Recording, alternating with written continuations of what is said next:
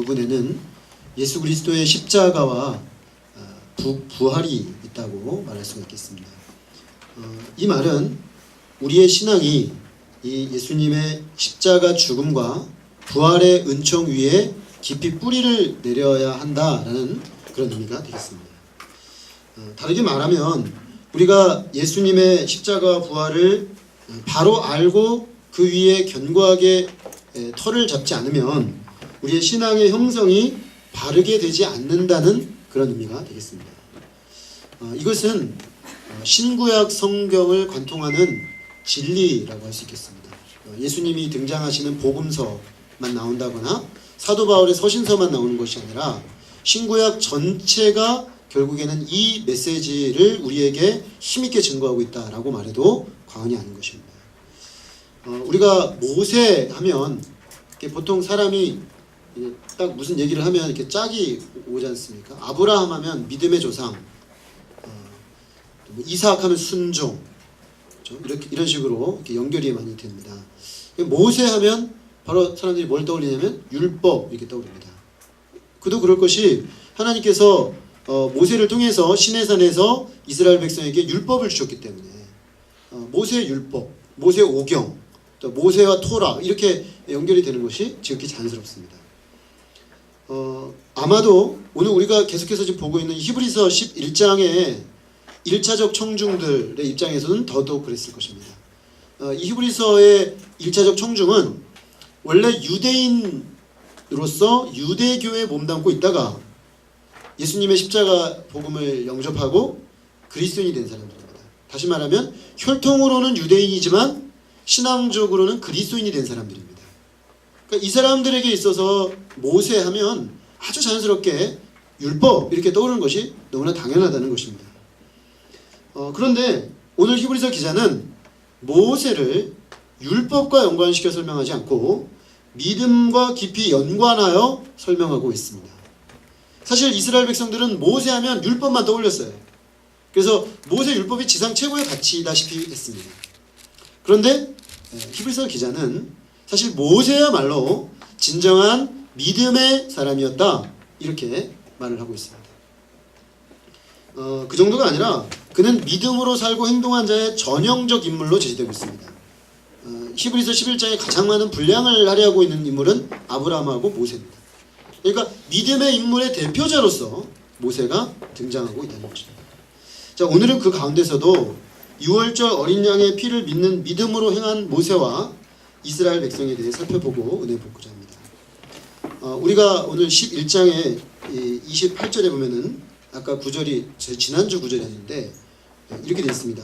믿음으로 6월절과 피 뿌리는 예식을 정하였으니 이는 장자를 멸하는 자로 그들을 건드리지 않게 하려 한 것이다. 6월절과 피 뿌리는 예식이 믿음으로 되었다. 한마디로 이제 그렇게 말할 수 있겠습니다. 이 6월절과 피 뿌리는 예식은 출애굽기 12장에 등장을 합니다. 하나님께서는 압제 가운데 있는 이스라엘 백성을 구원하시기 위해서 모세를 80년 동안 준비시키셔서 이제 그를 이집트 왕 바로에게 보냈습니다. 바로에게 가서 모세가 전한 메시지는 일관되게 내 백성을 보내라는 것이었습니다.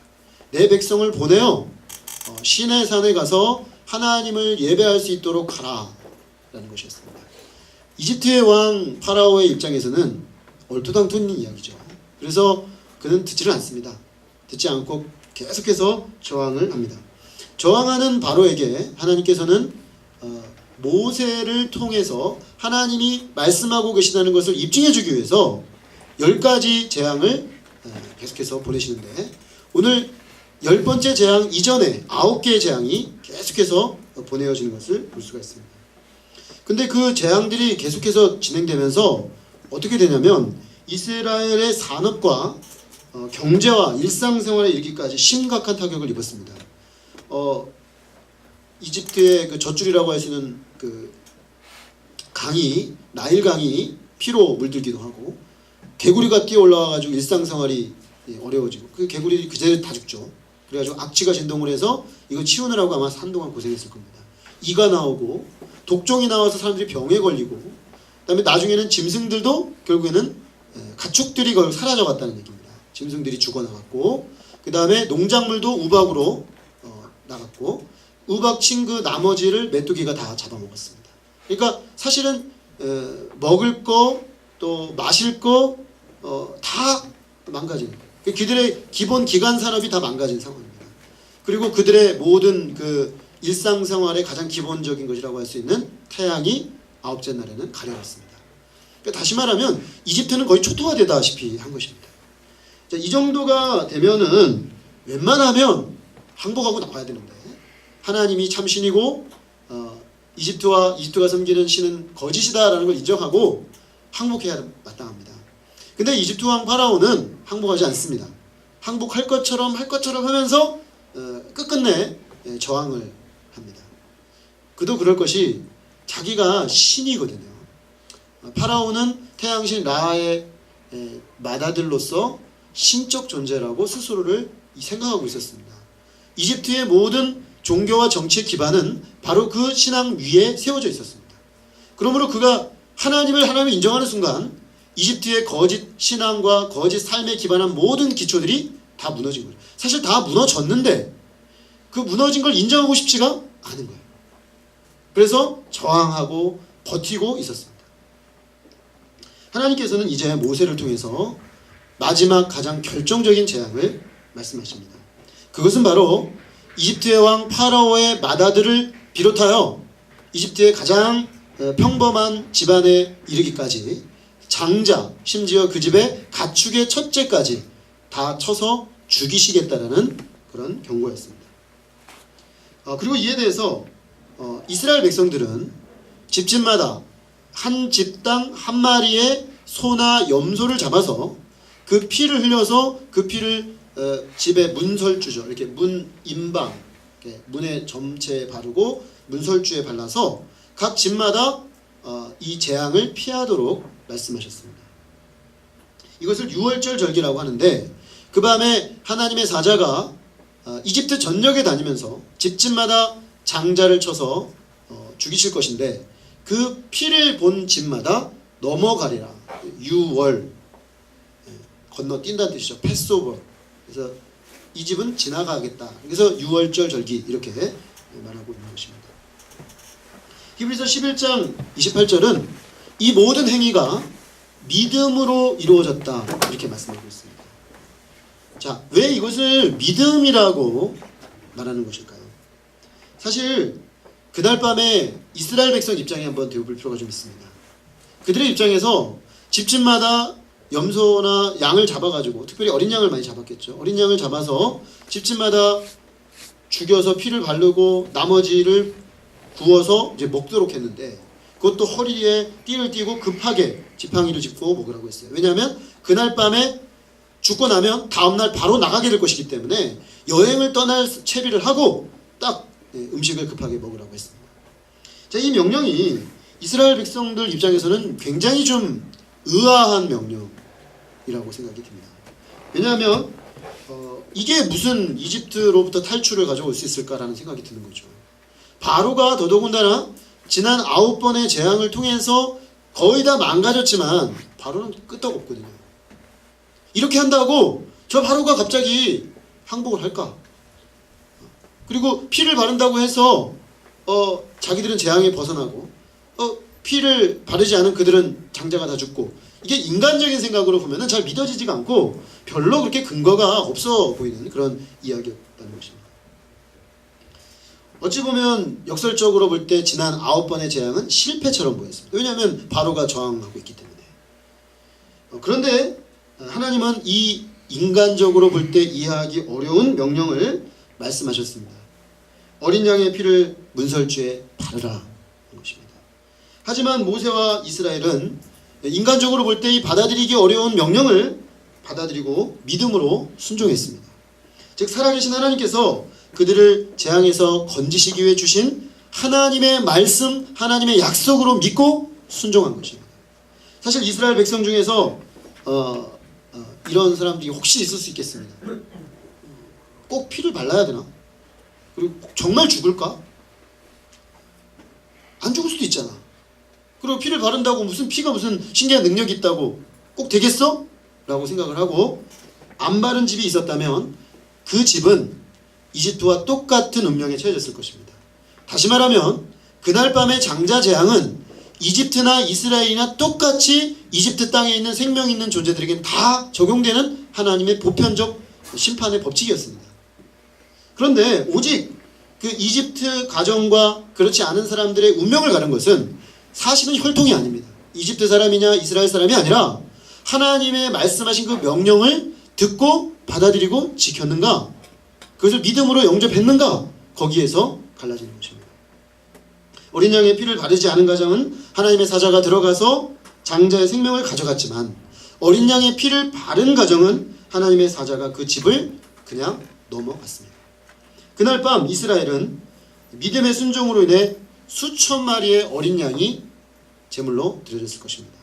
이를 통해 이스라엘은 믿음으로 말미암아 이제 이집트의 400년 억압과 파라오의 이 압제를 종식시키고 출애굽의 여정에 장엄하게 나설 수가 있게 된 것입니다. 자, 오늘 이 이스라엘 백성이 모세가 피 뿌리는 예를 정하고 피를 뿌림으로 탈출을 하도록 하신 이 말씀을 순종하여 나아간 이 사건은 우리에게 믿음에 대해서 아주 중요한 두 가지를 가르쳐주고 있습니다. 첫째, 우리는 모두 다 은혜로 구원받는다는 사실을 오늘 본문은 다시 한번 확증해주고 있습니다. 다시 말해서 이스라엘이 이집트의 압제에서 벗어난 것은 어린 양의 피의 공로 때문에 그렇게 됐다는 것입니다. 어린 양의 피를 신뢰하는 자마다 구원을 받습니다. 인간편에서 이스라엘이 특별히 얘네들은 구원받고 얘네들은 구원받지 않을 어떤 인간편의 의를 행한 것이 아닙니다. 똑같은 조건이에요. 그런데 하나님이 제시하신 구원의 길인 어린 양의 피를 그들이 의지해서 발랐기 때문에 구원받은 것입니다. 이스라엘이 한 것은 다만 믿고 순종한 것입니다. 하나님의 은혜로 주어진 어린 양의 피로 말미암는 구원을 믿음으로 순종한 사람에게 구원이 주어진다는 것을 이 사건은 보편적인 메시지로 우리에게 전해주고 있습니다. 사도 바울은 이 동일한 구원의 원리를 에베소서 2장 8절에서 9절에서 이렇게 선포합니다. 너희는 그 은혜에 의하여 믿음으로 말미암아 구원을 받았으니 이것은 너희에게서 난 것이 아니요 하나님의 선물이라. 행위로 난 것이 아니니 이는 누구든지 자랑하지 못하게 함이니라. 은혜에 의하여 믿음으로 말미암아. 직접적 원인은 은혜죠. 믿음은 통로입니다. 그러므로 우리가 믿어서 구원받지만 엄밀하게 말하면 믿음으로 구원받는다는 말은 은혜로 구원받는다는 말입니다. 은혜로 구원받는다는 말을 사도 바울은 뭐라고 설명했냐면 너희에게서 난 것이 아니고 하나님의 선물이라. 행위에서 난 것이 아니니 누구든지 자랑하지 못하게 합니다. 즉 구원의 원인이 한 터럭이라도 우리 안에 있지 않다는 것입니다. 우리의 행위나 우리의 생각이나 우리의 의나 우리의 어떤 조건이 충족되었기 때문에 구원하시는 것이 아니고 우리 밖에 있는 그리스도의 피, 어린 양의 피, 그 피 때문에 그 피를 믿는 믿음이 통로가 되어 그 피에 약속하신 하나님의 구원의 능력이 우리에게로 온다는 것입니다. 100% 은혜입니다. 그러므로 우리가 어린 양의 피를 믿는 믿음이 내 안에 생겼습니까? 그렇다면 이것은 하나님의 은혜의 결과예요. 하나님의 은혜의 결과 나는 그 믿음을 가지게 된 것입니다. 그 믿음을 가지게 된 사람은 이제 하나님의 은혜로 하나님의 백성이 되었고 하나님이 그 자녀에게 주시는 모든 특권과 은혜를 받아 누릴 수 있는 놀라운 사람이 된 것입니다. 우리가 히브리서 11장에서 지금 계속해서 믿음의 사람들의 계보를 보고 있는데 이 믿음의 사람들의 계보를 가만히 이 관점에서 돌이켜보면 똑같은 원리를 계속해서 말하고 있습니다. 맨 처음으로 등장했던 인물이 아벨과 가인인데 가인과 아벨을 가른 것이 무엇인가? 그들의 제사가 달랐습니다. 가인의 제사는 자기의 의로 드린 제사였고 아벨의 제사는 믿음으로 드린 제사였다라고 히브리서는 말합니다. 그러면 믿음으로 드리는 제사는 뭐고 자기 의로 드리는 제사는 뭐냐? 자기 의로 드리는 제사는 내가 하나님께 이만큼 드렸으니까 하나님이 그에 상응하는 대가로 나에게 은혜를 주셔야 된다라고 생각하는 것이죠. 그러니까 이렇게 자기 의에 기초해서 예배를 드렸기 때문에 가인은 하나님이 그 예배를 받지 않았을 때 화가 났어요. 왜냐하면 내가 이만큼 정성을 들였는데 하나님이 요거밖에 안 주시는 거예요. 그러니까 화가 나가지고 얼굴이 울그락불그락해졌습니다. 그는 은혜를 잘 모르는 사람이었어요. 하나님의 은혜 안에서 예배한다는 것이 뭔지 몰랐어요. 그러나 아벨은 자기 자신의 심령 속에 믿음으로 드렸습니다. 믿음으로 드린다는 게 이런 거죠. 하나님 감사합니다. 제가 이 모든 것을 누리고 받을 자격이 하나도 없지만 하나님이 저에게 베푸신 은총으로 이렇게 드립니다. 주님께, 하나님께 제가 이렇게 나갈 수 있는 것도 은혜고 제가 이렇게 드릴 수 있는 것도 은혜입니다. 이렇게 고백하며 드렸다는 것이죠. 하나님이 그 예배를 받으셨습니다. 결국 은혜냐 자기 은혜냐 하는 것을 구분 지어주고 있습니다. 두 번째 인물은 노아인데, 노아는 방주에 들어가죠. 방주에 들어가는데 하나님이 아직 오지 않은 일에 대해 경고를 주셨고 120년 동안 방주를 지어 거기 들어가는 자는 홍수의 심판으로부터 구원을 받을 것이다. 그렇지 않은 사람은 모두 다 보편적으로 홍수 심판을 받게 될 것이다. 이렇게 말씀하셨습니다. 내년에 헐리우드에서 노아 영화를 만든다고 합니다.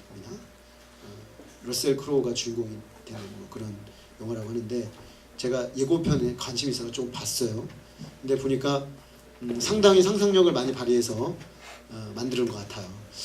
정말 성경적일지는 한번 좀 자세히 볼 필요가 있긴 한데 어쨌든 거기서도 예고편이지만 묘사 장면에 어떤 장면이 나오냐면 대부분의 사람들이 이 노아의 어떤 행태, 노아 가정이 멀쩡한 산에다가 어마어마한 사람들이 들어가는 방주를 짓는 행위에 대해서 굉장히 분노하며 공격을 가하는, 미워하고 뭐 대들고 나중에는 이렇게 상당히 적대적 상태가 되는 그런 모습으로 묘사되어 있습니다.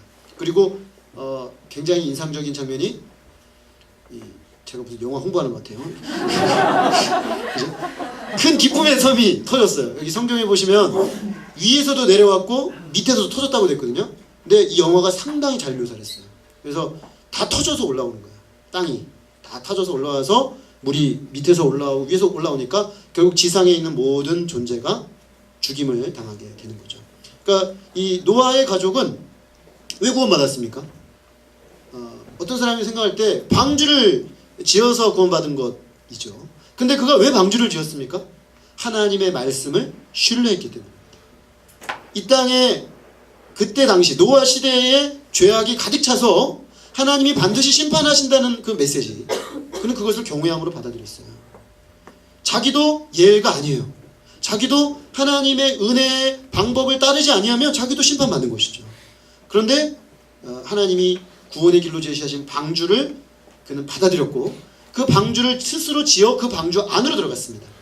결국 구원이냐 아니냐는 딱 한 가지 차이예요. 방주 안으로 믿음으로 들어갔는가 아니면 불신하여 방주 밖에 남아있었는가. 여기에 노아가 주장할 수 있는 그 어떤 자기 의는 없습니다. 그래서 창세기에 6장, 7장, 8장, 9장 거기 내용에 보면 하나님께서 노아에 대해 뭐라고 말씀하시냐면 노아는 당대 의인이다 그랬는데, 의인이다 해놓고 또 다른 표현을 뭐냐면 노아는 하나님께 은혜를 입었더라 이렇게 되어 있습니다. 그러니까 의인은 누구냐? 하나님의 은혜를 받아들인 사람이 은혜입니다. 의인. 하나님의 은혜를 내 심령으로 겸손히 받아들여 그 말씀을 순종한 사람이 의인이에요. 그것이 하나님이 구원하시는 구원의 믿음의 특징이라는 것입니다. 오늘날 예수님 말씀하셨죠. 예수님이 다시 오실 것인데 다시 오실 때까지 이 시대의 사람들은 노아의 시대와 같다. 노아의 시대와 같아서 시집가고 장가고 먹고 마시는, 즉 이 땅의 삶이 전부라고 생각하고 그 상황에 그냥 그저 머물러 버리는 그런 상태에 있게 될 거라는 거죠. 자, 그러면 대부분의 오늘날의 사람들은 생각합니다. 아이 그런 게 어딨어? 그런 끝이 어딨어? 개인적으로나 공동체적으로나 시대적으로 그런 끝은 없을 거다 이렇게 생각을 한다는 거죠. 자, 근데 구원의 믿음을 얻는 사람들은 결국 그걸 받아들이는 거죠. 인간의 죄와 인간의 어떤 악이 결국 차서 어떤 시점이 되면 더 이상 돌이킬 수 없을 정도로 차오르는 때가 온다는 것입니다. 그래서 결국 그런 말미암아 하나님이 심판하실 것이고, 예수님이 처음 오실 때는 구원의 주로 오시지만 재림의 주로 오실 때에는 이 땅의 모든 것들을 심판하는 심판의 주로 오실 것이라는 것입니다. 그러므로 이 땅에 결국 구원 얻는 은혜를 얻는 사람들은 그 오실 예수 그리스도를 받아들이고, 그가 이미 오셔서 하신 그 구원의 도를 받아들이고, 그와 함께 구원의 방주 예수 그리스도죠. 예수 그리스도 안으로 들어가는 자는 구원을 얻고 삶을 얻게 되는 것입니다. 아브라함은 어떻습니까? 아브라함 하면 많은 사람들이 떠오르는 것이 이삭을 바친 사건이죠. 이삭이 아브라함의 사랑하는 독자 이삭을 아브라함이 그냥 있는 그대로 정말 번제로 바치라는 그 말씀을 그대로 따랐어요. 자, 그러면 아브라함이 그 행위의 순종을 통해서 구원을 받은 것인가? 그렇지 않다는 것이죠. 그 대부분의 시간 아브라함의 경우에는 하나님께서 아무런 자격도 없는 우상 숭배하는 우상 판매업자의 아들인 그 데라의 아들로 태어난 아브라함을 갈대아 우르에서 불러서 약속을 주시고, 그 약속대로 그를 통해 온 열방을 복주신다고 하시고, 아브라함은 그 말씀을 따라서 믿음으로 살았죠. 근데 그 믿음의 삶도 대부분의 경우 실수와 허물과 실패가 많았습니다. 그럼에도 불구하고 하나님께서 아브라함에게 은혜를 주셔서 그는 하나님의 은혜 앞에 반응하는 자가 되었다는 것입니다. 오늘 모세도 마찬가지라는 것입니다. 우리는 앞에 모세가 믿음으로 하나님의 뜻 앞에 반응하여 나서는 것을 보았습니다. 우리가 오늘 이 피를 뿌려서 구원의 자리로 나아가는 모세 앞에 모세의 믿음을 어떻게 강조를 했냐면, 모세는 믿음으로 바로의 공주의 아들이라 칭함받기를 거절하고 하나님의 백성과 함께 고난받기를 이 이집트의 낙을 누리는 것보다 더 좋아했다, 이렇게 표현했습니다. 우리가 이 표현을 이렇게 보면은 이렇게 오해를 할 수가 있어요. 아, 모세의 믿음은 뭔가 많은 대가를 치렀고, 그 대가를 치렀기 때문에 모세가 그런 특권과 은혜를 누린 것이 아닌가, 그래서 하나님이 이스라엘 백성을 구원해 주신 게 아닌가, 그렇게 생각할 수가 있습니다. 그런데 그가 믿음의 삶을 살기 위해서 그런 대가를 분명히 치른 것은 맞습니다. 그러나 그가 세상에 등을 돌리고 죄를 버리고 하나님의 백성과 고난받는 삶을 산 것은 맞는데, 그러나 그것이 곧 이스라엘 백성을 구원한 원인은 아닙니다. 그것은 모세가 하나님 앞에서 부르심을 받은, 말씀 앞에 부르심을 받은 것에 대한 반응이죠. 반응. 우리가 하나님을 믿는 믿음으로 살다 보면은 모세처럼 이 세상의 쾌락을 뒤로하고 내가 누리던 것을 뒤로하고 내가 이전에 좋아하던 것들을 선택하지 아니하고 하나님이 내게 부르신 부르심을 따라서 앞으로 전진하는 삶을 살 수가 있습니다. 그것은 내가 믿음에 반응을 한 결과죠. 믿음에 반응을 한 결과입니다. 그런 것으로서 얼마든지 그런 것들이 일어날 수 있습니다. 그러나 그것을 가지고 하나님 우리를 구원해 주시는 것이 아니라는 것입니다. 오늘 이스라엘 백성이 바로의 압제에서 벗어나 출애굽할 수 있는 결정적 힘은 바로 어린 양의 피로 말미암는 하나님의 은혜였다는 것입니다. 그때 그 시절 이스라엘에게나 오늘날 우리에게나 어린 양의 피로 구원을 받는다는 것은 다소 이해하기 어려운 점이 있습니다. 왜냐하면 마치 무슨 그 피 자체에 특별한 능력이 있는 건가? 라고 생각할 수가 있겠습니다. 그런 건 아니죠. 그 피에 무슨 주술적인 능력이 있어서 그 피 자체가 우리를 구원하는 것이 아닙니다. 여기서 어린 양은 하나님이 약속하신 양입니다. 하나님이 친히 약속하시고 그 약속의 말씀대로 그 피를 흘릴 때 하나님께서 그 어린 양을 통해 이스라엘 백성들을 그 이집트의 모든 재앙의 생명이 죽는 재앙으로부터 건져주신다는 것입니다.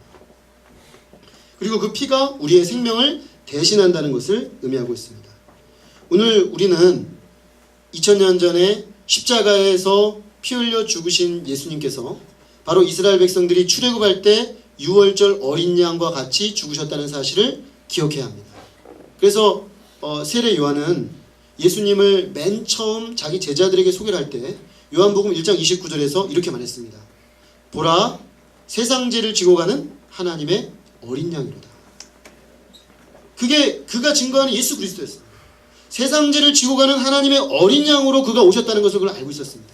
그래서 자기에게 속했던 제자들을 그리로 보냅니다. 왜? 거기에 진정한 구원의 길, 하나님 나라의 새로운 차원이 열리기 때문에 그랬습니다. 실제로 예수님은 하나님의 어린 양으로 인간들의 몸을 입고 이 땅에 오셔서 마치 여러 마리의 양떼 중에 하나를 택하듯이 그분은 택함을 입으셨습니다. 그리고 사람들과 같이 되어 그 중에 하나로 어린 양으로 십자가에 죽으셨습니다. 그분에게는 아무런 죄도 없으셨습니다. 말 그대로 흠없는 어린 양이었습니다. 그는 아무런 죄가 없으시지만 우리의 죄를 위해 죽으시고 살해당하셨습니다. 오늘 6월절 어린 양을 잡을 때 보면은 뼈와 다리를 꺾지 말라고 되어 있는데, 우리가 요한복음 19장에 보면 예수님은 하나님의 특별하신 섭리로, 보통 십자가 사형수들은 다 뼈가 꺾여서 죽는데 예수님은 너무 일찍 돌아가셨기 때문에 전혀 뼈가 상하지 않은 채로 돌아가셨습니다. 6월절 어린 양의 모든 요건을 다 충족시키셨다는 것입니다. 그리고 그는 죽을 수밖에 없는 이스라엘, 이집트의 장자들처럼 죽어야 될 이스라엘도 죽어야 되는데 그들을 대신해서 희생제물이 되어 피 흘려 죽은 어린 양과 같이 우리를 위한 희생제물이 되셨다는 것입니다. 그는 모든 하나님의 진노를 온몸으로 받아 우리의 죄를 향한 하나님의 진노를 온몸으로 담당하셨습니다. 어린 양 예수의 피만이 우리를 하나님의 죄의 진노에서 건져서 하나님 앞에 설 수 있게 하는 것입니다. 우리가 그 피를 믿을 때, 그 피를 의지할 때 하나님께서는 그 피로 인해 우리를 하나님의 진노에서, 죄에서 건지십니다. 그래야 하나님 앞에 의로운 자로, 하나님의 백성, 자녀로 당당하게 서게 하는 것입니다. 이것이 오늘 모세의 피 뿌리는 의식을 통한 믿음이 우리에게 던지는 강력한 메시지입니다. 사람들은 태어날 때부터 율법주의자로 태어납니다. 다시 말해서 끊임없이 무엇인가를 함으로써 자신의 가치를 인정받고 심지어 하나님 앞에서도 그것으로 당당하게 설 수 있다고 믿고 싶어 합니다. 우리가 이게 얼마나 뿌리가 깊냐면, 예수님이 당대의 가장 깊은 복음의 대적자들로 지명한 사람들이 바리새인들인데, 왜 그들이 그렇게 심각하게 복음의 대적자이냐면 그들은 율법주의를 아주 교조적으로, 교리적으로 교리화하고 그것을 실천했던 인물들이에요. 율법주의 화신들이에요. 화신들. 이 사람들은 복음을 필요로 하지 않습니다. 복음이 필요 없어요. 복음이 없어도 자기들은 문제 없다고 생각해요. 그리고 자기들이 한 것을 가지고 하나님 앞에서 인정받을 수 있다고 생각했습니다. 누가복음 18장에 등장하는 바리새인을 보면 하나님 앞에 가서 기도하는데 이렇게 기도하지 않습니까? 내가 일주일에 한 번 금식하고 하루에 3번 기도하고 모든 하나님께 드려야 될 것들을 다 드리면서 살았습니다. 그러면서 저 옆에 찌그러져 있는 그 세리를 보면서 특히 제가 저 세리하고 다른 것을 아주 감사합니다. 그 바리새인의 언어에 보면 철저하게 그는 자기가 갖춘 자격이 하나님 앞에 자기를 세울 수 있다라고 생각을 하는 것이죠. 이 율법주의는 반대로 확 뒤집으면 어떻게 되냐면, 자기가 어떤 자격이 없다고 생각이 되면 굉장히 위축이 되고 힘들어집니다. 그래서 어떤 공동체나 어디에 들어갔을 때도 그 자기의 자격을 갖추기 위한 요건을 갖추기 위해서 몸부림을 치게 돼요. 그래서 심령이 평화가 없습니다. 은혜가 없고 자유가 없고 평화가 없습니다. 그래서 끊임없이 무엇인가를 함으로써 자리를 입증해야 되고, 그것이 갖추어지지 않은 자기 자신을 볼 때 답답하고, 심지어 하나님도 나를 그렇게 볼 거라고 생각하는 것이죠. 그래서 내가 뭔가 자격을 갖췄다 생각하면 마음이 확 기쁘고 올라갔다가, 뭔가 아무것도 갖지 못했다고 생각하면 마음이 다운되고 내 존재 가치가 아무것도 아닌 것처럼 느껴져서 괴로운 것입니다. 이것이 이 율법주의가 우리 속에 옥죄어서 우리를 부자유하게 만드는 강력한 힘인 것입니다. 그러나 우리가 하나님 앞에 받아들여지고 죄가 사라지고 하나님 앞에 의로운 존재가 될 수 있는 것은 우리가 뭘 했기 때문이 아닙니다. 우리가 뭔가 해서 어느 기준에 이룰 수 있는 것도 아니지만 그 어느 정도 수준에 이른다고 우리가 받아들여지는 것이 아닙니다. 우리를 위해서 하나님께서 그 아들을 십자가에 못 박게 하심으로 100% 완벽하게 하나님의 그 의를 만족하셨기 때문에 우리는 거저 은혜로 믿음으로 우리의 것으로 받는 것입니다. 오직 예수 그리스도 십자가의 피의 은혜라는 것입니다. 그래서 하나님 앞에서 우리가 설 때마다 두 가지 역설이 있습니다. 한편으로는 내가 하나님 앞에 설 수 없는 존재구나를 또 확인하게 되죠. 그런데 한편으로는 하나님이 100% 나의 의가 되신 예수 그리스도를 주셨기 때문에 감격합니다. 한편으로는 너무 송구한데 한편으로는 너무 기뻐서 찬양하게 돼요. 이게 하나님의 아들 예수 그리스도의 피의 은혜를 믿는 사람의 심령에 일어나는 놀라운 은혜요 기적의 역사입니다. 우리는 그래서 자랑할 게 없죠. 자기 자신에 대해서 자랑한다면 오직 그리스도, 오직 하나님의 은혜만을 자랑할 뿐입니다. 우리가 이 은혜를 받을 자격이 없음을 알기에 당황스럽지만 이것은 사실입니다. 이 놀라운 어린 양의 피의 은혜를 믿고 누리는 우리 모두가 될 수 있기를 간절히 기도합니다. 우리 청년들 안에 그런 싸움이 좀 있는 걸 알고 있습니다. 하나님 앞에 나아가면서 자꾸만 율법주의로 회귀하려는, 우리의 마음을 평화롭지 못하게, 하나님 앞에 자유하지 못하게 만드는 그런 세력들이 있습니다. 복음은 은혜로 우리에게 거저 이미 주어졌습니다. 2000년 전에 예수님이 십자가에 돌아가심으로 말미암아 우리의 모든 죄에 대한 대가를 치르셨습니다. 그저 겸손히 감사함으로 손을 내밀어 받으면 그 온전한 주님의 의가 나의 것이 되는 것입니다. 이것을 받아들이고 나서 매일매일 확인하는 작업을 여러분 하셔야 됩니다. 이제 학생 시절에 제 안에 일어났던 가장 큰 싸움은 바로 그 싸움이었던 것 같아요. 끊임없이 뭔가를 함으로써 내 존재 가치를 확인하려는 그 몸부림이 하나님 없는 삶 동안에 있었기 때문에, 그게 모태신앙인으로 교회 안에 있었든지 저처럼 완전히 교회 바깥에 있었든지 간에 양태가 좀 다른 것처럼 보이지만 동일한 율법주의더라고요. 교회 밖에 있었던 저 같은 사람은 종교적이진 않았어요. 그러나 나름의 의를 쌓으면서 자기를 세우려는 노력을 했어요. 이게 신앙 안으로 들어와서도 이제 그대로 옮겨오는 거예요.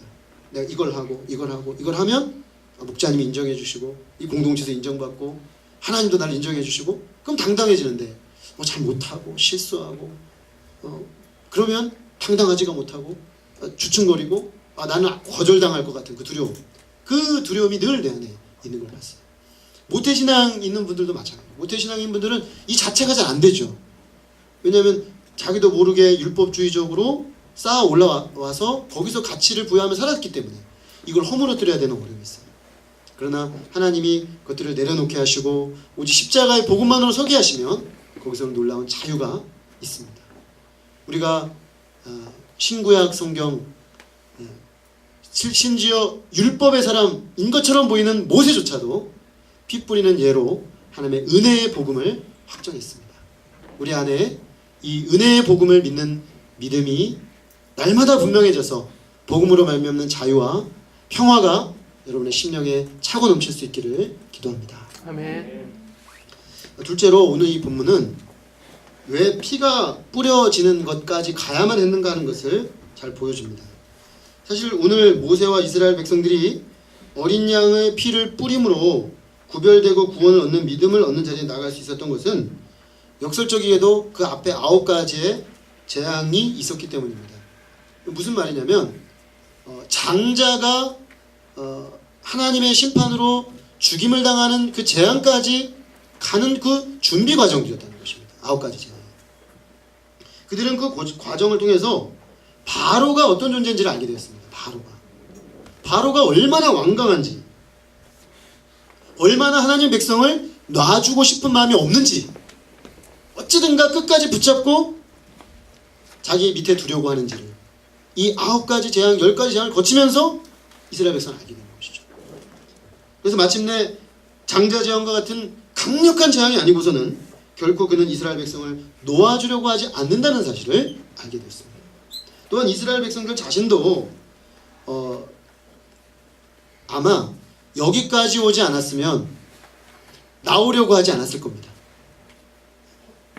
나오려고 하지 않았을 거예요. 실제로 홍해를 다 건너서 뒤로 돌아갈 수 없는 상황에 처했을 때도 이스라엘 백성은 어려움만 생기면 모세를 원망했어요. 왜 우리를 끌고 나와서 이렇게 고생시키냐. 그래서 항상 했던 얘기가 뭐냐면 이집트의 고기 가마 곁에는 풍성한 게 얼마나 많았는데 미화를 하는 거예요. 그 사실은 노예 생활인데 주인 눈치 보면서 아마 조금 잘라가서 먹었겠죠. 먹어도 그 노예 생활을 미화하면서 그때가 났어 이랬거든요. 이스라엘 백성이. 근데 이 9번의 재앙을 거치면서 어떻게 보면 하나님은 이스라엘이 나가지 않을 수 없는 상황으로 몰아가시는 겁니다. 몰아가시는 거예요. 그래서 도저히 여기 이제 못 있겠구나. 저 파라오와의 우리의 관계도 너무 망가졌고 우리도 보니까 여기 더 있는 건 아닌 것 같다.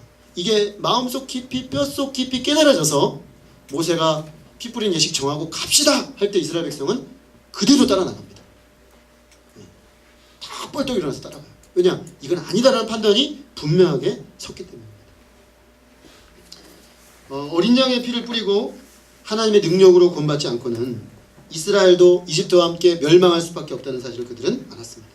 그러므로 하나님의 말씀을 영접할 수 있는 준비가 된 것입니다. 그 어린 양의 피 뿌린 예식을 그들이 받아들일 수 있는 준비가 그 재앙들을 통해서 되었다는 것입니다. 마찬가지입니다.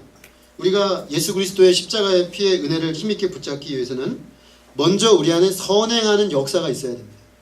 그게 뭐냐면 죄가 얼마나 지긋지긋한 것인지, 얼마나 끈질긴 것인지, 그리고 강력한지, 이 파라오처럼 얼마나 울트라 파워 슈퍼 파워인지, 내가 떨쳐버리려고 해도 타협을 계속 제시하고 어떨 때는 강압하면서 달라붙는 세력인지. 그래서 이 죄를 미워하고 이 죄로 인해 슬퍼하고 죄에서 돌이키기를 간절히 원해야 하는 것입니다.